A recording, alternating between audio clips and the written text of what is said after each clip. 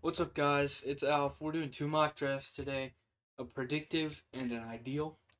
Um, with the DK Metcalf trade request and the Ernest Jones knee surgery announcements, there's a ton of stuff going on within the Seahawk world that needs addressed. Here at 18, Jihad Campbell's available. I'm gonna say this is the predictive mock draft, and we're gonna do the next one as ideal. And I would think, I would hope that we're going to move down. And I do think that it is a possibility if none of these guys like Tyler Warren or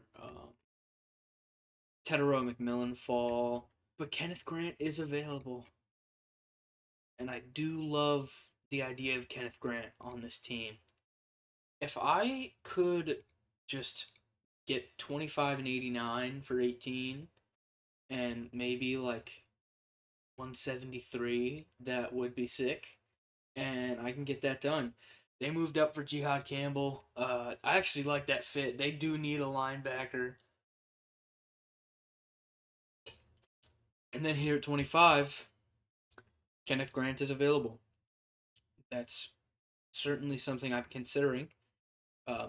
Jade Barron being available is fun. He could play safety. I don't think he has the length to play outside at the NFL level, but the speed and the talent is all there.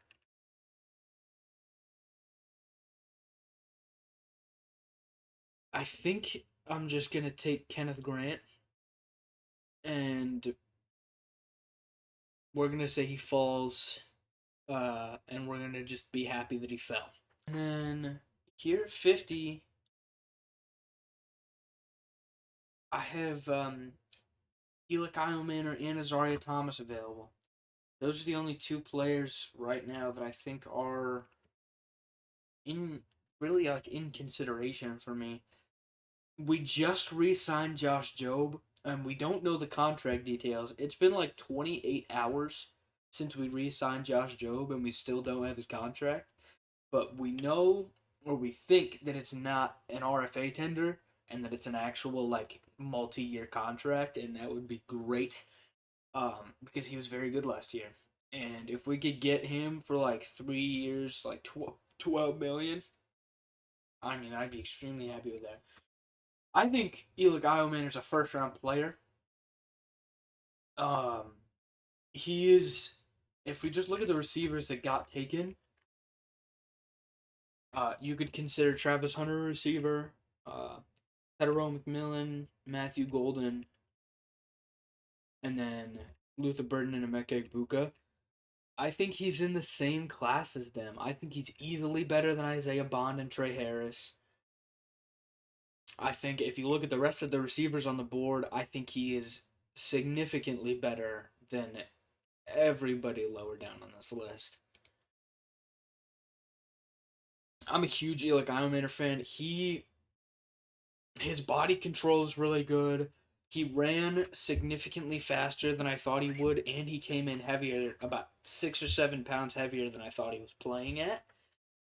Uh, it's extremely impressive. He looked great in the on-field drills. He tested extremely well. I just think with the assumption being either DK Metcalf is gone after this year, or he gets re-signed. I'm assuming he's gone after this year either way, because it's clear he doesn't really want to be here, because we're not giving him the money he wants. And I don't think we're going to budge on that. And then at 82, Carson Schlesinger at 82 would be insane value. Carson Schlesinger or Mason Taylor, one of these two. I think these are both second round players that are here at 82. And it really depends on what you value. With the Ernest Jones knee surgery, I'm gonna take Carson Schlesinger. I think he fits, and then Mason Taylor falls to 89. Um, Carson Schlesinger falls. He played receiver um, previously.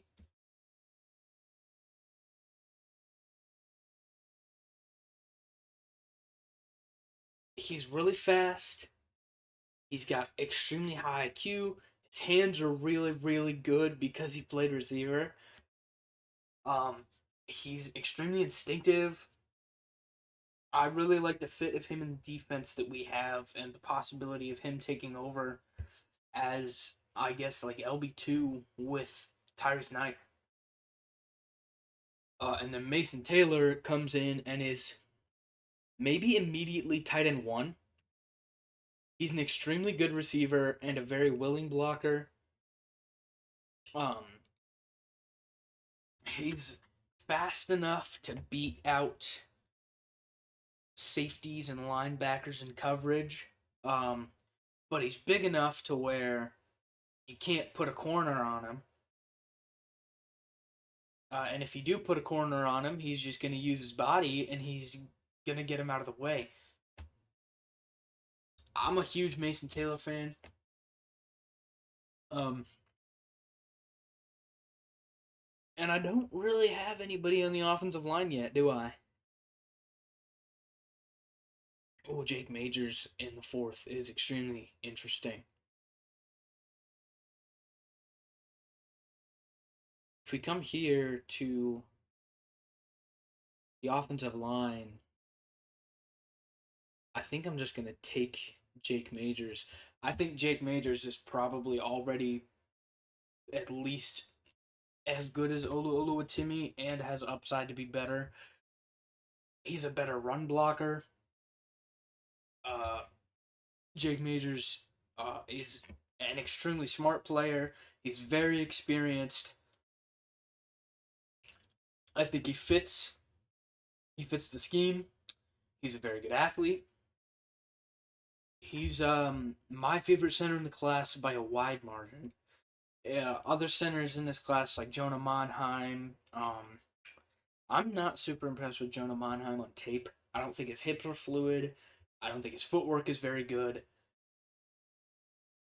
I think his punch is not great, and his ability to get his hands up and engage the defender after the snap is not as good as I think it should be for a starting center.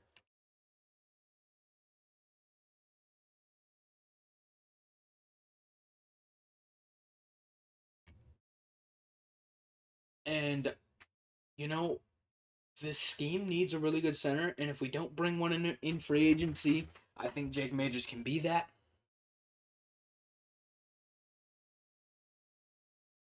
And then here at 187, if we come to, I have one player in mind. That name is Jalen Conyers. Jalen Conyers is he was a quarterback in high school. He transitioned to tight end, and he is a great player. I think he would play fullback, and I think he would be really, really good at it. He has the ability. He's one of the best blocking tight ends in the draft, and he's 6'3", 6'4". He doesn't have prototypical tight end size, but he has size to be a big fullback and be very, very good at it. I really, really like Jalen Conyers. He's an extremely good athlete,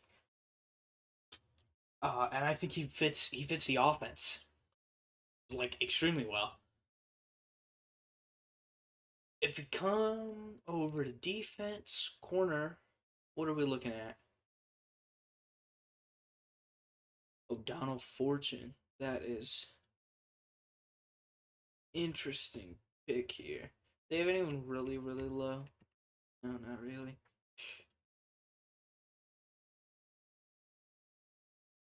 I think Mac McWilliams moves to safety um, at the NFL level. because I don't think he is. I don't think his short area quickness and instincts aren't really fit for the slot, in my opinion. But he's not big enough or strong enough to play outside. So I think he moves to safety and will be a fine backup. I really like O'Donnell Fortune. At this point in the draft, I think I'm just going to pull the trigger on O'Donnell Fortune. I think he is a CB4, CB5, good depth in the room. And then if we look at the running backs, my boy Jaquindon Jackson, uh, my buddy Ben at Backfield Blitz. I'll put that channel in the description. He is huge on Jaquindon Jackson, and I wasn't really up on my Jaquindon Jackson like hype until he brought his name up in our Discord server, and I went and I watched some tape, and I was like, why is this guy graded so low? Jaquindon Jackson's extremely impressive. His change of direction and elusiveness are insane. He's all of like what I think he's 6'2", 235. He's not a great receiver, admittedly, because he doesn't have the opportunity to, or he wasn't given the opportunity to. But he's talented as hell, and it is very John Schneider like to pick a running back when you have three good ones. So yeah, this is a draft. Kenneth Grant, Eli Eilmanor, Carson Schwessinger, Mason Taylor, Jake Majors, Jalen Conyers, O'Donnell Fortune, and Jaquindon Jackson. Uh, Not a lot of defense and not a lot of O line. The hope would be that we bring in some O line guys in free agency when we have money, where you should bring in O line guys. And then this time we're gonna trade DK Metcalf, and I can't trade players on PFN, but what I can do is just give them every single one of my future picks to make the trade go through. And where do I think DK Metcalf is gonna get traded to? I think there was a report that said the Raiders, Panthers, and Packers were all teams that were in on DK Metcalf. And I don't know who's going to give us the best package. If we look at the Panthers picks, I could see like 57 and 74 for DK. I could see the Raiders giving us 37 and like 73. Because they do have that other third rounder. I could see this and then just do this. And the trades in this can't go through unless you include, or unless both teams include a pick from this year. So we're just gonna swap seventh rounders. And let's say in this scenario DK goes for 37 and 73. I'm not gonna be mad at that at all. So now we have 18, 37, 50, 73, 82, and then our day 3 picks. And let's go. This is our ideal mock draft. And if we look at who's available, Kelvin Banks Jr. slid to 18. That's very impressive. Oh my. I really like Kelvin Banks Jr. But I also think Nick Manwari could just be the best safety in the league in this defense. I think he has all the tools. He's got really, really high football IQ. He's a very good player.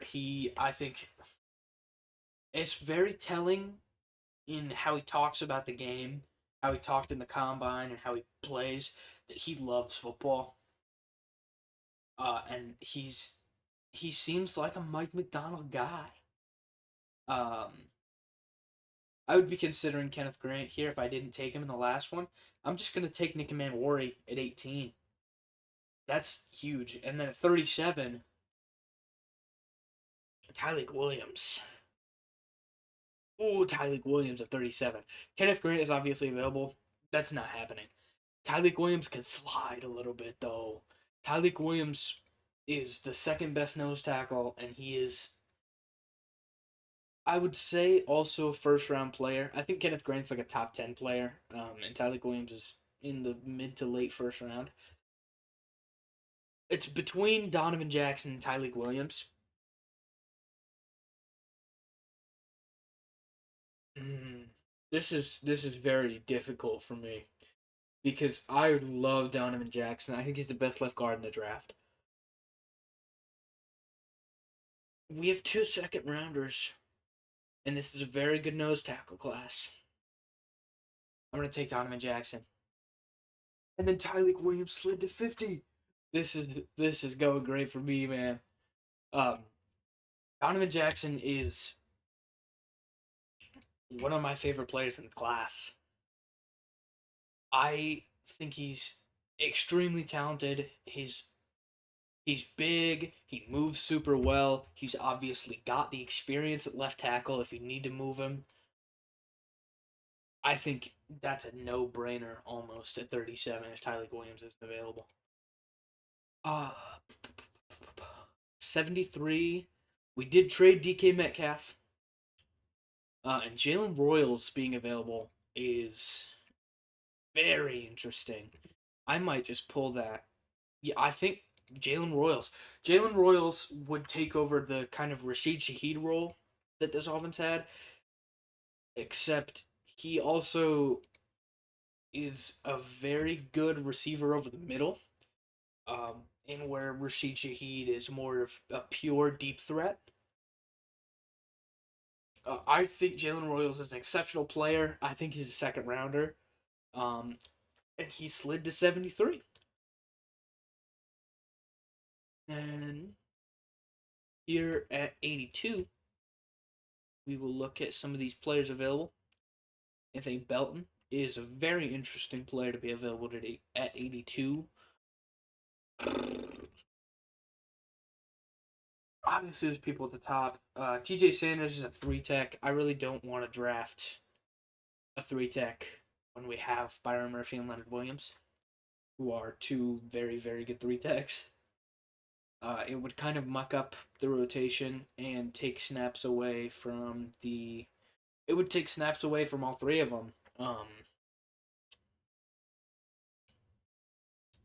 But I would have considered Gunnar Helm here before he had an injury at the combine. Um, he got hurt running his 40. He like tore his ankle up really really bad. He rolled on it and it like got super duper bruised. Um, and he continued and pushed through it. What am I making a case? Yeah, I am.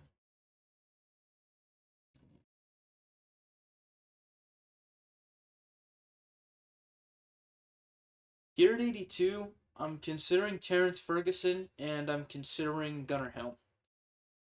I think Gunnar Helm's tape is better. He runs good routes. Um, he's a good receiver. He's not a great blocker. Terrence Ferguson is also not a great blocker, but he's a very good athlete, and I think his upside is slightly higher. Yeah, I think I'm just gonna take Terrence Ferguson.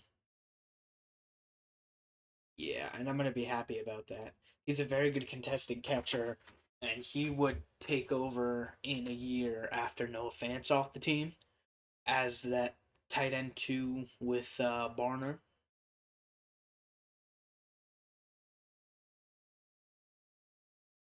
So right now we have Nickman Worry, Donovan Jackson, Tyleek Williams, Jalen Royals, and Terrence Ferguson. Strat's going great. Cam Scatabo. That's fun. I'm good though. I don't love the fit in the system, and I don't want to take a running back this high in the draft.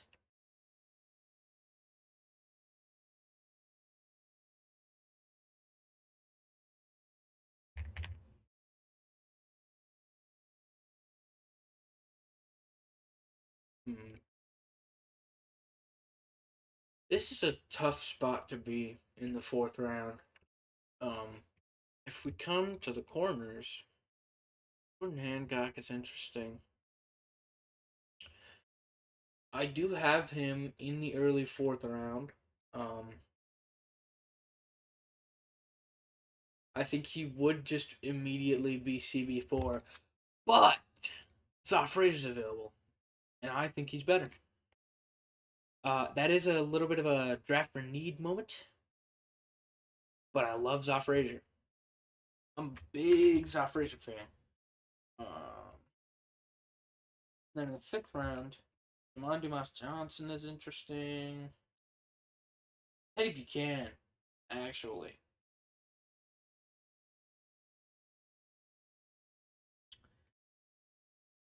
He's not an extremely. He's not like. He doesn't excel in coverage. Um, but he's a good run defender. He's very smart. His instincts are very good. And it's good to have depth in the linebacker room. I like that a lot, actually.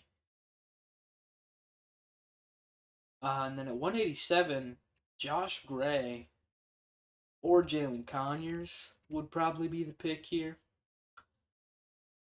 I just really like the idea of getting a proper fullback into the offense. And Jalen Conyers is one that I think would be a very good player in that role. I'm going to take that, and I'm going to hope that Josh Gray falls to wherever I was, and he didn't. That's unfortunate. But that's okay.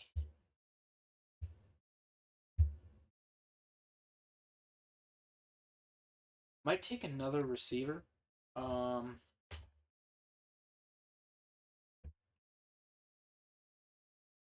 Theo Weiss. Dante Thornton is very interesting as a developmental player.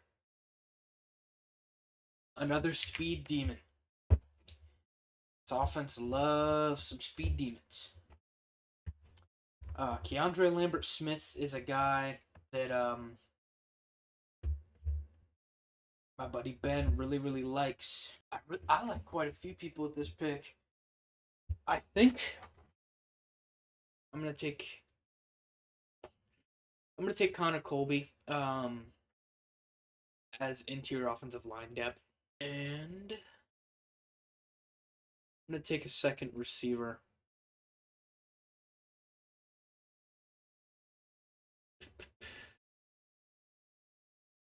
Shamari DK is interesting. Um, I like watching. I have a very good time watching tape on Shamari DK. Jimmy Horn is like 5'6".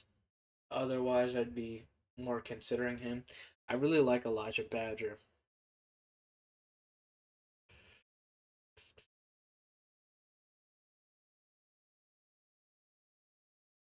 I'm gonna take Keandre Lambert Smith. Um, the small amount of tape that I've watched on him is really impressive. I think I'm actually really happy with that. We had what 10 picks, and then we had 8 picks in the other one because we traded down and added 2 picks. Uh, yeah, I really like that draft, man. Like I said, I haven't looked up a ton on Keandre Lambert Smith, but what I've heard about him from my friends that have looked at his tape say he's extremely impressive, and the short amount of tape that I've seen, probably like I've spent like probably 15 minutes looking at his tape. I gotta get on him more. We'll download that one too. That's a wrap. I'll put my